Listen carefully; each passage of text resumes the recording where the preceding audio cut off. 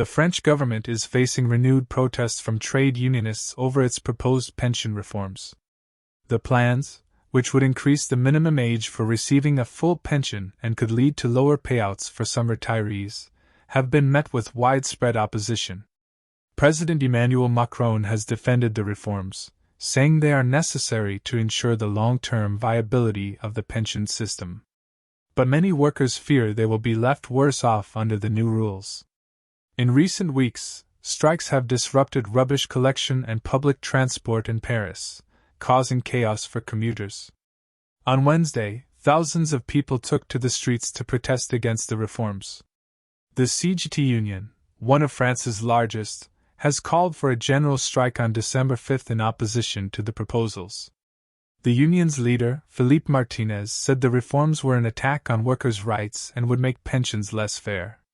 "We cannot accept a system that will force people to work longer for less money," he said.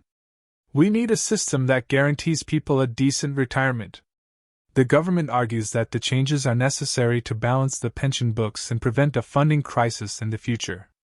It says that the current system is unsustainable and needs to be reformed to reflect demographic changes.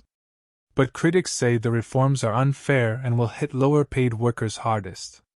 They argue that the government should do more to tackle tax evasion and wealth inequality instead of cutting pensions. The protests come at a time when Macron's popularity is already low. His government has faced criticism over its handling of the Yellow Vest protests, which rocked France last year, and the ongoing Gilets jaunes demonstrations. The strikes have also affected businesses in Paris, with some shops reporting a drop in sales due to the disruption. The city's mayor, Anne Hidalgo, has called for a solution to be found quickly to avoid further damage to the economy. The rubbish collection strike has led to piles of rubbish accumulating on the streets, causing a hygiene risk. Residents in some areas have complained about the smell and the potential for vermin infestations. One affected area is Ivry-sur-Seine, a suburb south of Paris. Local resident Marie-Claire Dupont said the strike had left her street looking like a dump. "I can't believe this is happening in France," she said. "It's very upsetting to see our streets covered in rubbish like this."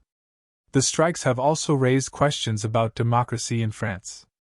Some critics have accused Macron of ignoring the wishes of the people and pushing through reforms without proper consultation. However, the government says it has held extensive consultations with trade unions and other stakeholders. It argues that the reforms are necessary for the long-term health of the pension system and will benefit all workers in the future. The situation remains tense, with the general strike looming in December. The government has said it is willing to negotiate with the unions but has ruled out any major concessions on the reforms. For now, the people of Paris are left to cope with the disruption caused by the strikes. As the rubbish piles up and public transport grinds to a halt, many are wondering how much longer this unrest will continue.